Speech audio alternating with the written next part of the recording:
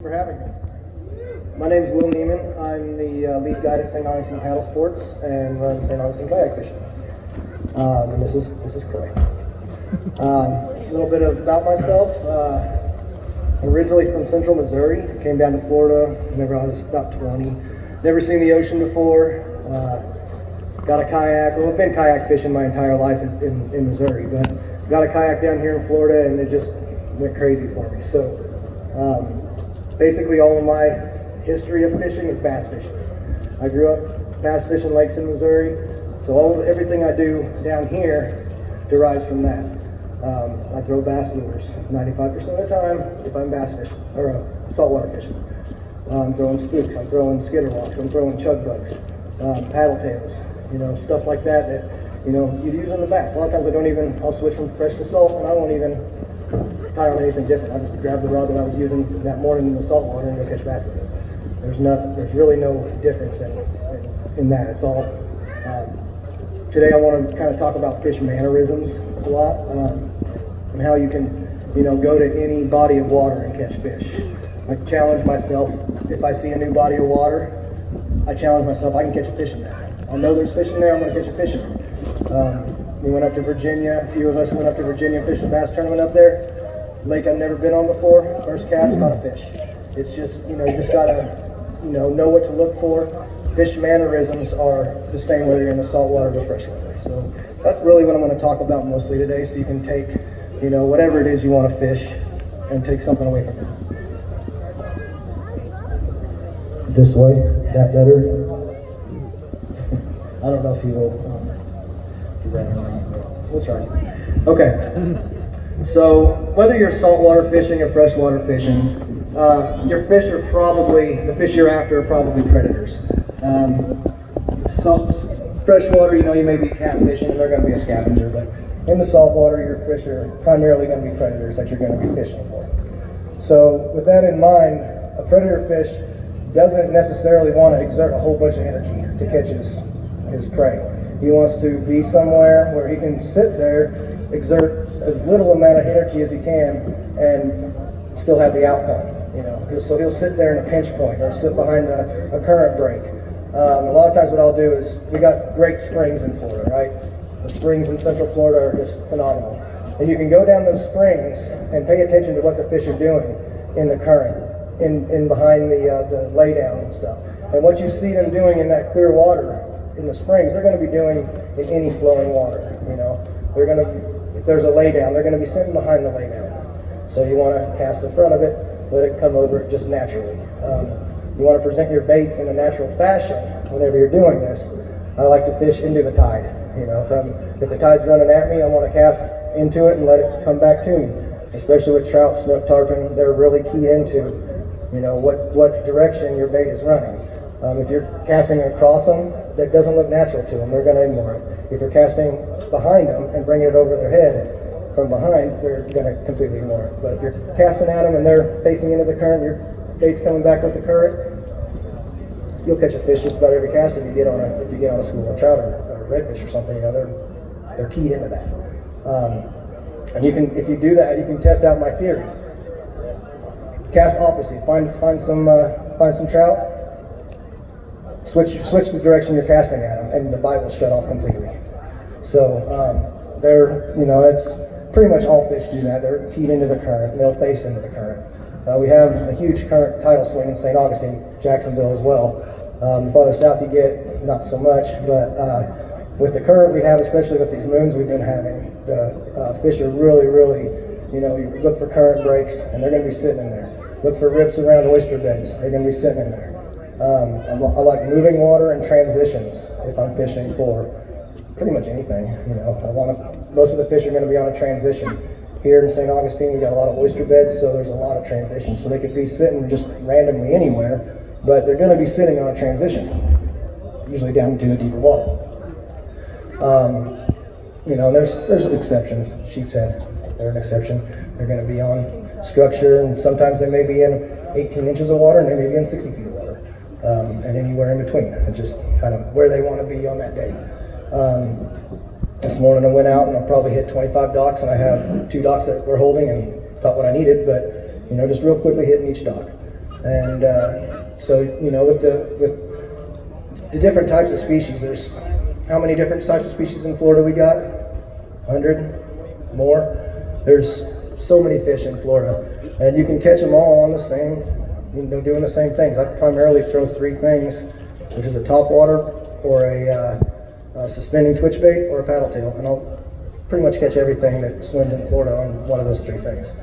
I really like topwater fishing, but see, there's, you know, with the different types of fish, you've got your snook, and they're going to be, you know, we're the northernmost reaches for them, but we've been having some good years. The last couple of years have been pretty good for snook around here. You're getting them up in Jacksonville. I think I saw some come out of Fernandina even, which is, you know, pretty far north for them, but they're a target that we don't normally get to target.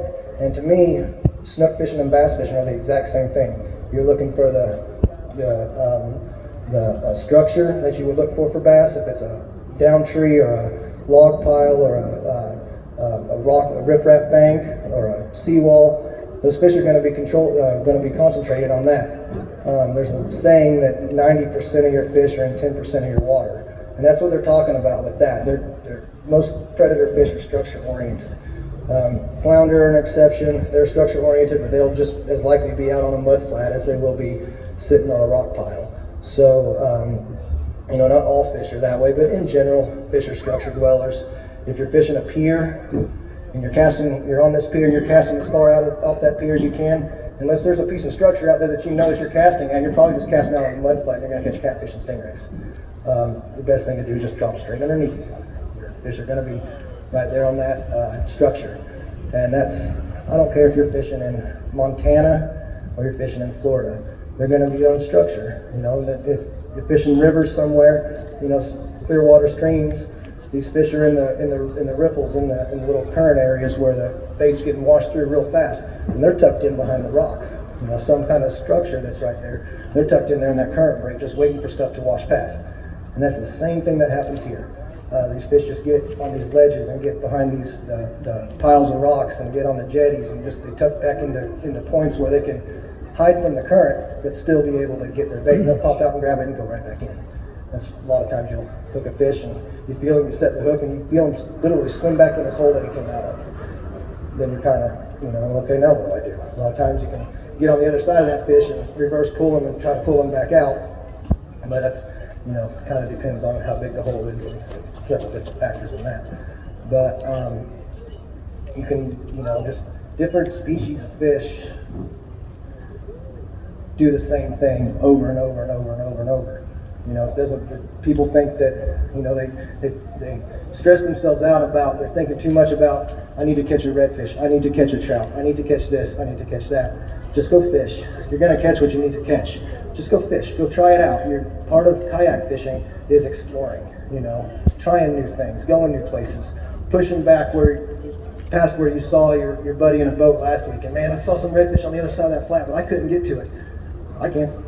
I'm going to go there, you know. So just push yourself, keep on going. You know, don't just get in a routine where you're like, all right, I'm gonna go to this creek, I'm gonna chase a redfish today. That's what I do every day. This is the spot that I've caught them in the past. Well, there's a ton of water here. You know, just because you caught a fish in Moultrie Creek yesterday doesn't mean you're gonna catch a fish in Moultrie Creek today. You know, in fact, if I have a really good day one place, I won't go there the next day because you're not going to have the same results twice. But you know, if you're a freshwater guy, you know, there's plenty of opportunities here. And kayaking is just, you can stand up and pitch and flip and, you know, do all sorts of different stuff off a kayak that you can't do in a boat. You can in a boat, but in my opinion, you can position yourself a little bit better in a kayak. I don't really care if I get mine scraped up, so I'll get right up against the rocks, I'll get right up against the piling, I'll get, you know, just right up against something, and I fish parallel with most of my structure. I don't like to cast at it, I like to cast along it. Normally, you know, if I'm fishing a creek or a grass line or whatever, like I was talking about, the fish are going to be on a transition. So you're going to throw into if you're in a boat or whatever, and you're fishing, you're throwing into the bank, and you're bringing it back.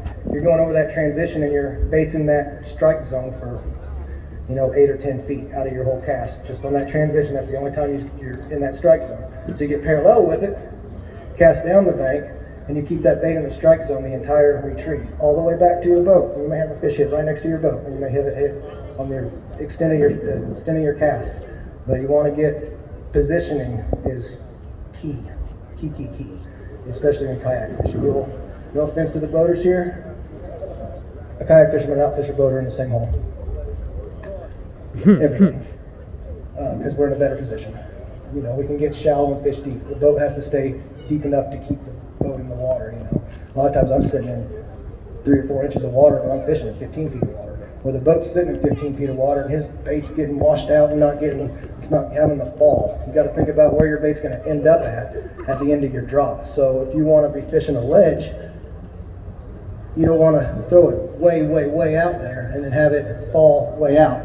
You want to have it, about how deep the ledge is, about how far out you want to cast. If it's a 15-foot deep ledge, you probably want to throw out maybe 20 feet and let it just fall back against that ledge. But you want your bait to be, at the base of whatever structure you're fishing, if you're fishing live bait. Artificials, I'm moving the whole time. I'm fine. I'm looking at oyster beds with water running around them, having moving water flow. I'm looking at birds. I'm looking at, just anything that I see that's a little bit different than everything else, I kind of key in on. And if you see that, cast a bait in there. If you don't get it, keep on working. The fish aren't going to be in every single spot you try. Like this morning, like I said, I fished about 25 different docks and only 2 docks had fish on them. And I probably could have caught some other fish on the other docks, but I was staying on them for 5 minutes. 5 minutes each tops if I wasn't getting a strike. So I like to keep on moving. I don't want to just be stagnant in one spot and just there's fish and they just never come. There's fish all over. You don't get stuck on a certain spot. Just explore. Take techniques that you've used elsewhere and had good luck with, and use them in a new spot. I think in this area, I think a suspended twitch bait is, whether it's a soft one or a hard bait, something that'll suspend at about between 2 and 4 feet is really good in this area because we have so much flats and so much shallow water. Jacksonville area, I haven't fished that up there a lot. I know there's a lot more deeper water up there.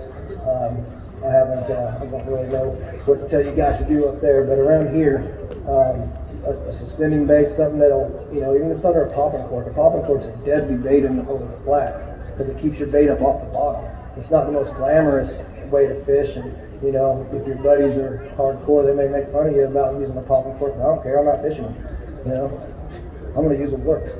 So, just don't get, a happy and social media stuff. The stuff, people beating the heck out of different baits.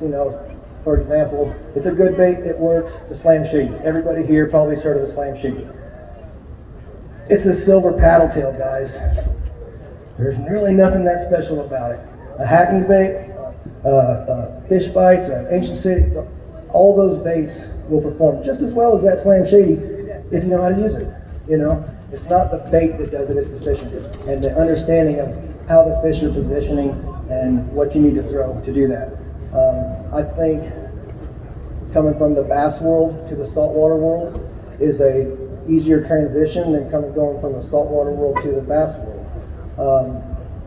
Bass fishermen understand baits, they understand colors, they understand how baits move, how they work.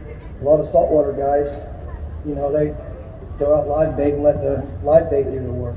Just let it swim around, do its thing. There's absolutely nothing in the world wrong with that. It's a very effective way to catch fish.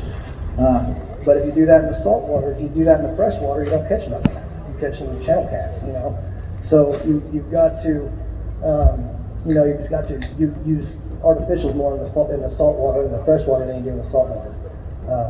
Saltwater artificials, you'll catch a lot more good fish on artificials than you will crap fish. You catch, using live baits, you're going to catch a lot of byproduct that you don't want, pinfish and catfish and rays and just junk that you don't want. And artificials pretty much they're not going to take them out 100%, but they're going to take them out 98%.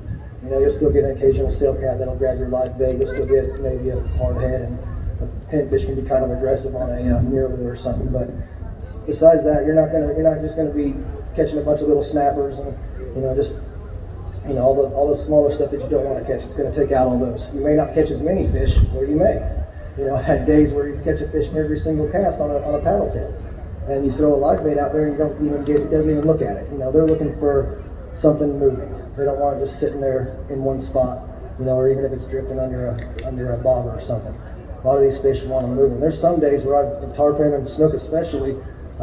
We've been out and these fish just want these baits just as fast, drift across the water, and just throw them out there and reel them back as fast as you can. Don't worry about action, don't worry about nothing.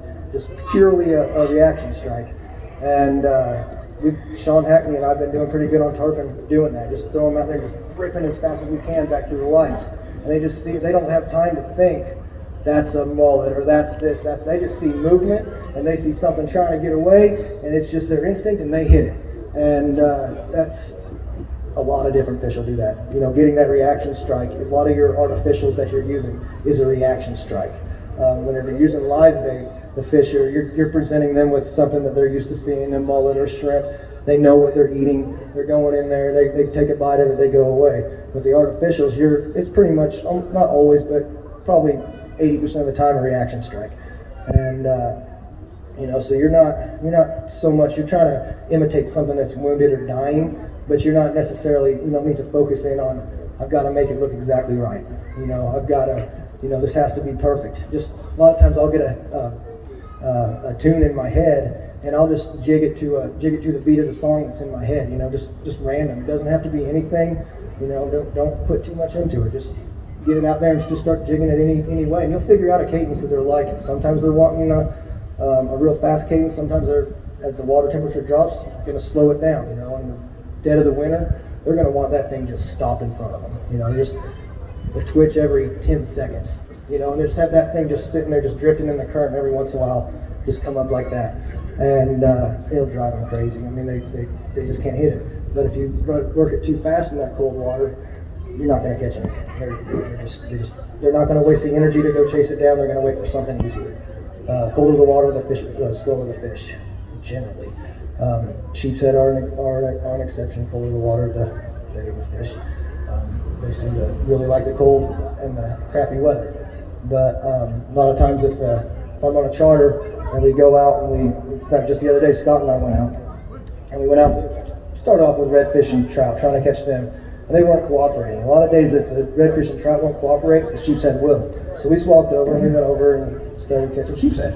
And it was one of those days that the first half of the day was kind of a bust, but the second half of the day made up for the first half of the day. But we had to switch tactics, switch gears, and do something completely different than what we originally set out to do. So, you can always have that in mind, that just because you set out for this doesn't mean that that's what it's going to be. Monday I set out for sheepshead. I didn't like the conditions. I had a pretty nice day. It wasn't good sheepshead weather, so I put on a top water and ended up hitting some banks and catching some nice redfish. So just it works both ways. Some days are better for one species than other. Usually the worst conditions, like what we've had the last few days, are good for sheepshead and bad for everything else. He's all right. All right. He's been cooped up in the house for 3 days, and my wife said, please take him. So, Yeah.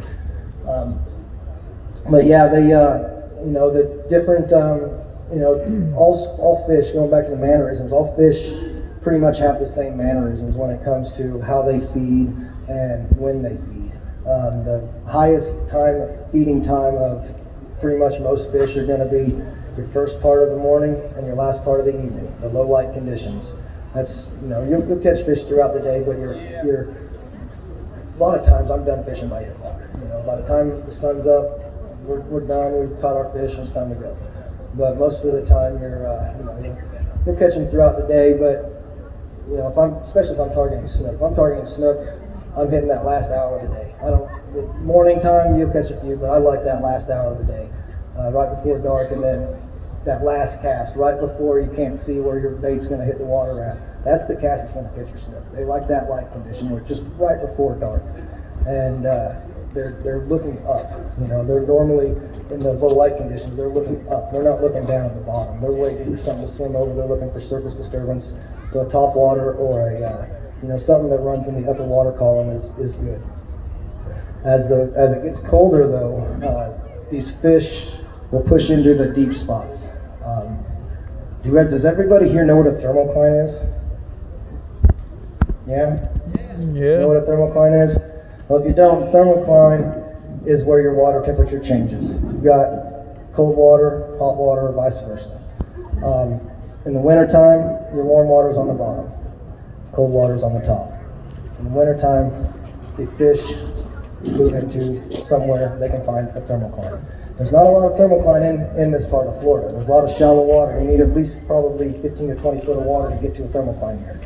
So you find a thermocline in the wintertime, you're going to find fish because they're going to be down below the thermocline. You're going to find a lot of fish if you find them in some of these creeks because they just stack up in there. They winter in there all year long. They're all winter long and until the water temperature gets back up. And in the summertime, the thermocline switches. And so in the dead heat of the summertime, the cool water's on the bottom, the warm water's on the top, and the fish almost do the same thing. They'll go up into these creeks and get into these deeper waters to where the cooler water's on the bottom. So dead of winter, heat of summer, thermocline. This time of year, we have the transition. Spring, we have transition. Right now, the water temperature is just about perfect. Mid-60s, that is primo. So for the next few weeks, the fishing is going to be really good. As the water temperature drops, you'll get some more bluefish moving in, some of the more cold water fish, the weak fish moving in, and change your tactics a little bit. The bluefish are out there. You probably want to throw hard baits because they're just going to wreck your plastics. And, they're kind of a pain in the butt, but I'll tell you this: they're the best smoke fish you can probably put on a smoker. Better than kingfish, better than mullet, better than any other fish I've ever had. It's a bluefish. So throw them on a smoker if you do catch them. As the winter months progress, the weak fish will be moving in. We caught a couple the other night, but water temperature still needs to drop more. But those are a fun fish, especially if you're you got kids or you're fairly new to fishing, because they're unregulated fish. They taste like trout. And you find a school of them, there's going to be 200 of them, 300 of them in the school. You can just, as fast as you can reel them in, pull them in. They like deep pockets, same kind of scenarios, trout-like transitions. Get them a lot in salt run at the base of the jetties. But they're a fun little target that's, they're easy to catch and they're good to eat and they're unregulated. And you take little guys out and just rake them in and they'll love it for life. But there's just so many different, I get on my charters, people ask me, what are we going to fish for? I'm like, well, what do you want to fish for? There's so many different species in Florida, and if you want to target this species, go out and target, say sheepshead, go out and target sheepshead. But have a backup in case the sheepshead isn't on, throw some artificials or some, if you want live bait, throw some shrimp and mullet or whatever. This time of year, you never know what you're going to get. You're under a bridge sheepshead fishing, you may hook into a 50-inch redfish. In Jacksonville, it's no big deal. You could do redfish all day long, but here in St. Augustine, it's this time of year we get them. So, it's one of those things that you got to decide what you want to target. But just because you make that decision, doesn't mean that's the only fish you're going to catch. Saltwater there's so many different species, and they all eat the same stuff. They all eat a silver mullet, silverfish. Anywhere in the world you fish at, there's going to be a silver baitfish in that water. Maybe a little one in the rivers, and maybe a big one in the ocean, but there's going to be a silver baitfish in there. So that's a good starting point anywhere you fish at. If I'm fishing freshwater, I start something small. I'll take my ultralight out there just to see what all's in the lake or in the river or whatever, and I'll throw a little topwater plug, and that'll catch pretty much every species that's in there. I may not catch a big one of the species, but it's going to tell me what's in there. And then I can go back and say, okay, this lake has this in it. I'm going to go back and I'm going to hit it with bigger baits and see if I can get a bigger fish, and so on and so forth. And I do the same thing in the saltwater. A lot of times I'll start off throwing a little dart spin or something. Patrick Sebille has a dart spin, it's a little tail spin. They've got a little size, it's about an inch and a half long, and whenever those fish are keyed in on glass minnows or grass shrimp, that is a killer little bait. I mean, you're just talking a little crappie-sized jig, but you're catching snook and, you know, tarpon and trout and everything else that swims on it, because they're keyed in on those little bitty baits. If they're keyed in on a 3-inch, you know, the 3-inch mullet, the finger mullet, like are around so much right now, I'm throwing a 3-inch bait. I try to match the bait with what I see them eating. If I see them hitting shrimp, I'll throw a shrimp out. The other night, Sean and I were out fishing, and we were throwing, there was just tarpon and snook and just fish everywhere, just millions of bait. It was probably 2 weeks ago, and then height of the mullet run, and we couldn't get them to hit anything. They just kept on hitting, kept on seeing stuff spraying. I told Sean, I said, Sean, I think those hitting shrimp. And so I put on a Fishbites Fight Club shrimp, threw that thing out there, and I mean, I don't even think it hit the water, straight down. And I'm like, yeah, they're hitting shrimp. And we ended up switching everything to shrimp and breaking them in that night. And that was just an observation. You know, we've been throwing for 20, 30 minutes, the mullet patterns, and we're seeing shrimp bust. So we're like, oh, let's switch over to shrimp, and that's what they were doing. So a lot of times, if I'm fishing a new area, I'll go up along the banks after I've seen fish blow up on the bank. I'll go up along the bank and see what they're hitting at, and I'll be like, okay, that's little bitty bait fish. I'm gonna throw a little bitty imitation, you know. And sometimes your paddle tails, a lot of times your paddle tails you buy for saltwater are minimum of 3 inches. You know, a lot of them. I think Ancient City Outdoors has some that are 2-inch. But if they're hitting little bitty baits like that, you can cut cut the end of the paddle tail off and shorten it up. Just leave the paddle on there, but the body itself, you can shorten that body up. So if you want to, you know, customize the size, if you see them hitting little bitty stuff and you don't have anything little bitty, just take one of those paddle tails and cut it in half and throw it in there. It doesn't have to be the exact size of what they're hitting, but it doesn't need to be 2 or 3 times the size of what they're hitting either. You need to keep it in that, you know, in that range. Let's see. I kind of want to do like question and answer if anybody has any questions and stuff.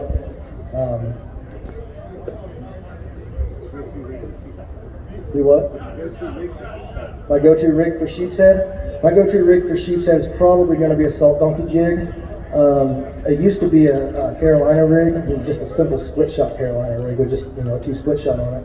Kind of depends on the current situation. You know, if there's a little, basically no current, if it's just a trickle of a current, I'll still use split shot, just one split shot and one little 2-0 live bait hook, just a small little hook. Drop it down with a split shot. I don't want any more weight.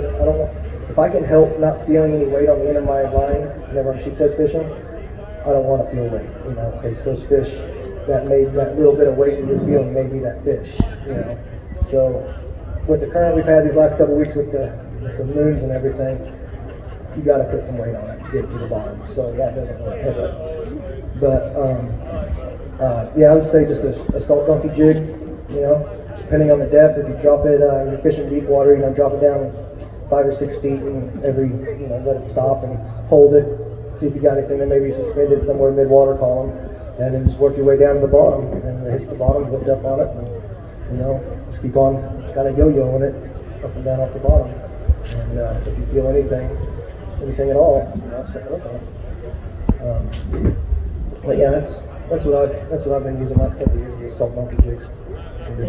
Although Scott had one get straightened out today. I've never seen one get straightened out. He had one get straightened out on the dock today. Those are stout hooks. So I don't know what that was, but it was something good. Any questions, comments, concerns?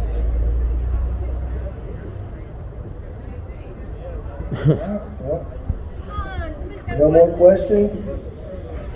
Okay. I mean, that's it, I guess. I mean, I didn't really have a whole lot to talk about, but we'll talk about mannerisms.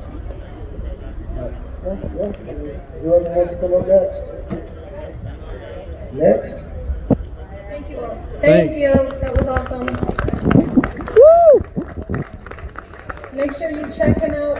Well, what's